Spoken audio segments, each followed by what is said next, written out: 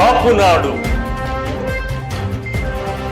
సామాజిక న్యాయం కోసం సామాన్యుడి స్వరం, మీ కాపునాడు, మీ గాల సుబ్రహ్మణ్యం. నిన్న మనం ఒక లెటర్ ద్వారా కొన్ని విషయాలు మీకు తెలియజేశాను. కాపునాడు సమాచార లేఖ ద్వారా రాజమండ్రిలో జరిగిన వైసీపీ పార్టీ కాపు ప్రజాప్రతినిధుల సమావేశం గురించి ఒక విశ్లేషణ గురించి మనం ఈరోజు మాట్లాడుకుందాం. ఒక విశ్లేషణ. వైజాగ్ సంఘటన తర్వాత వైఎస్ఆర్సీపీలో అధినేత ఆత్మరక్షణలో పడ్డాడు. దాన్ని చూసి గిలగిల్లాడిపోతున్న ముఖ్యంగా బొత్స సత్యనారాయణ, అంబటి రాంబాబు, కురసాల కన్నబాబు, కొట్టు సత్యనారాయణ, దాడిశెట్టి రాజా.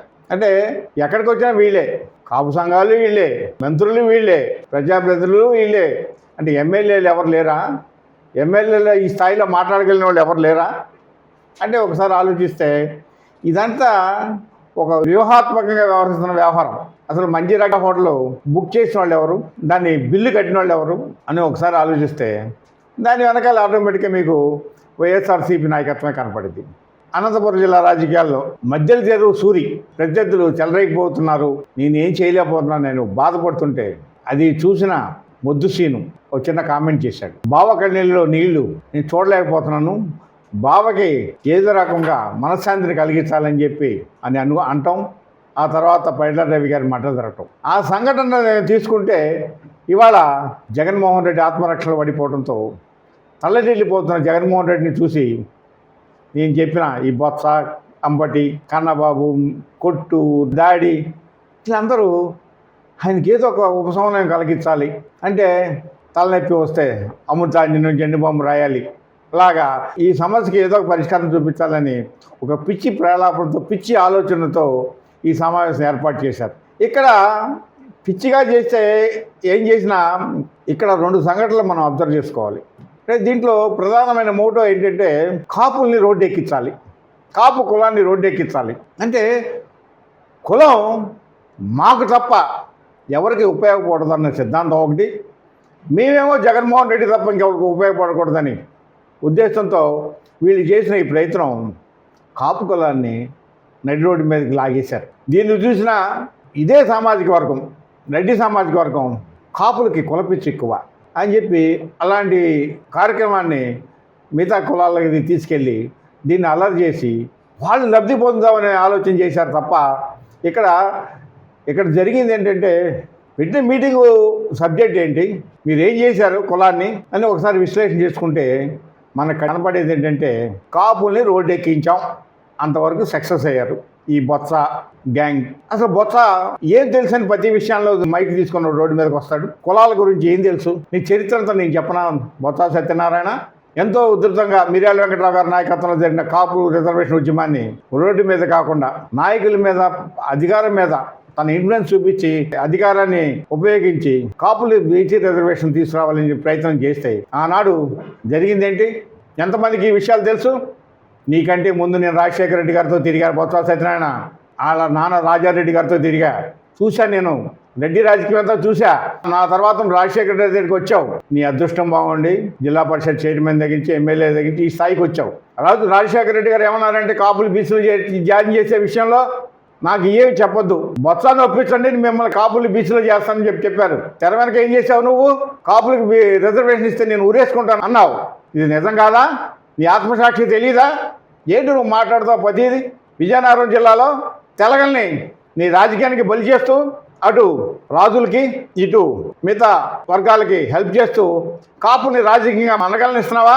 నీ రాజకీయం అంతా కుళ్ళు కుతంత్రాలే. పిసిసి అధ్యక్షుడిగా ఉన్న నువ్వు పార్టీకి ఎంతో హుందాగా నాయకత్వం స్వీకరించాల్సిన నువ్వు పగలు పిసిసి అధ్యక్షుడివి, రాత్రి జగన్మోహన్ రెడ్డికి డైలీ రిపోర్ట్ ఇచ్చేవాడివి. దానికి సంబంధించినప్పుడు ఎన్టీవీ టీవీ కూడా నీ వీడియోని క్యాచ్ చేస్తే దాన్ని నువ్వు మేనేజ్ చేసావు. ఇది వాస్తవం కాదా? ఎన్ని చెప్పమంటావు నీ గురించి? సెలబ్రిటీ అనే పదం వాడటం చేత కాదు నీకు, నువ్వు సెలబ్రిటీ అంటావు, సెలబ్రిటీ పార్టీ అంటావు. నీ ఫ్యాక్షన్ పార్టీ కాదా? మిస్టర్ బొత్స సత్యనారాయణ, కాపునాడు ధర్మ, this is last warning for you. కాపుల్ని, కాపు తెలగ బలిజ ఒంటరి మున్నూరు తూర్పుగా అందరినీ నీ రాజకీయాలకి వాడుకోమాక, నీ రాజకీయం నువ్వు చేసుకో, అంతేగాని కులాన్ని మొత్తాన్ని నువ్వు ప్రతినిధిగా మాట్లాడమాక. ఈబీఎస్ అంటే తెలుసా నీకు? ఈడబ్ల్యూఎస్ అంటే తెలుసా? దాని గురించి మాట్లాడగలగాలని నీ దగ్గర ఉమారెడ్డి వెంకటేశ్వర లాంటి పెద్దవాళ్ళు ఉన్నారు, వాళ్ళు చెప్తే వాళ్ళు మాట్లాడతారు. నువ్వు మెమ్మెమ్మే తెచ్చేస్తా అంటావు, దానికి అర్థం కాదు. ఇంకో వారం రోజులు సుప్రీంకోర్టులో ఈ ఈడబ్ల్యూఎస్ మీద ఒక జడ్జిమెంట్ రాబోతుంది. ఇది వచ్చే టైంలో ఈడబ్ల్యూఎస్ని పెద్ద ఇష్యూగా చేస్తున్నావు. ఇది కరెక్ట్ కాదు. ఇలా చెప్పుకుపోతే నీ గురించి ఎంతో నీచమైన చరిత్ర ఉంది. నువ్వు విజయవాడలో చేసే అరాచకాలు ఎన్ని, హైదరాబాద్లో నీ వ్యాపార సామ్రాజ్యం అంతా, ఎందుకు నువ్వు ప్రతిదీ మమ్మల్ని గెలుగుతావు?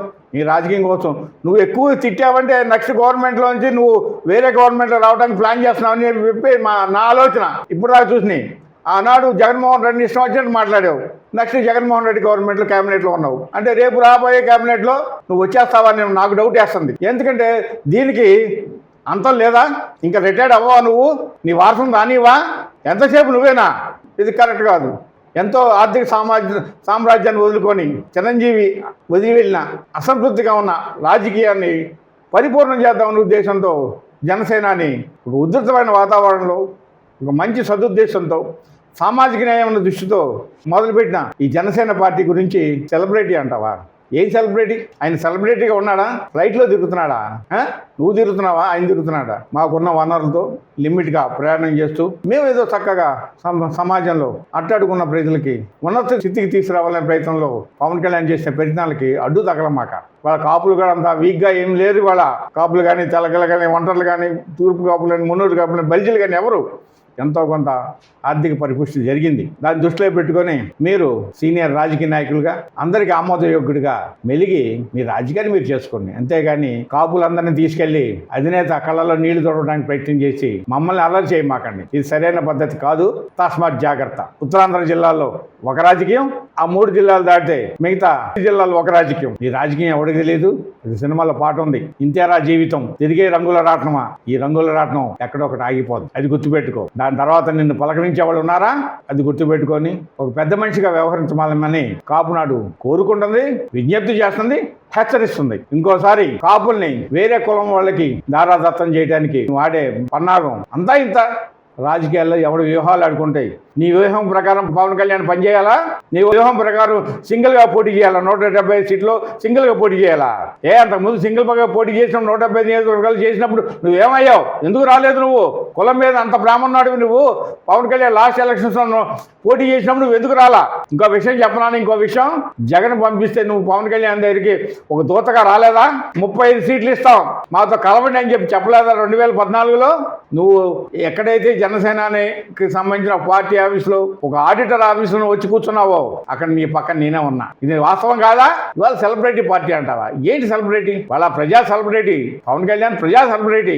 ఎక్కడికి వచ్చినా వేల సంఖ్యలో, లక్షల సంఖ్యలో వస్తున్నారు. ఇంకో విషయం మీకు తెలియదేమో, పవన్ కళ్యాణ్ మంచితనంతోనే ఇవాళ మీరు అధికారులు కొనసాగిస్తున్నారు. ఆ రోజు వైజాగ్ సంఘటనలో 3,000 మందితో నోవాటెల్ హోటల్ రౌండ్ చేస్తే 30,000 మంది జనసేన కార్యకర్తలు ఈ పోలీసులు రౌండ్ చేశారు. పవన్ కళ్యాణ్కి ఏమాత్రం నష్టం జరిగి ఉంటే అక్కడ ఏం జరిగేదో ఒకసారి ఊహించుకోండి. ఇది రాష్ట్రంలో ఒక అంతర్జానికి, ఒక ఎమర్జెన్సీకి దారి తీసేది. అందుకనే వాళ్ళ పవన్ కళ్యాణ్ పట్ల చంద్రబాబు నాయుడు కానీ అటు మోడీ కానీ ఎదురు చూస్తున్నారు. ఎందుకంటే ప్రజలను చైతన్యవంతం చేయగలిగిన దమ్ము, ధైర్యం పవన్ కళ్యాణ్కి ఉంది కాబట్టి. ఇన్నాళ్ళకి కాపుల ఆశలు నెరవేరే టైంలో మీరు కాపు జాతిని నాశనం చేయడానికి వచ్చిన ఒక గ్యాంగర్ని అని నిన్నటి మీటింగ్ని నేను భావిస్తున్నాను. అందుకని దయచేసి కాపుల మనోభావాలు దెబ్బతీయకండి. తస్మాత్ జాగ్రత్త. Please subscribe our channel.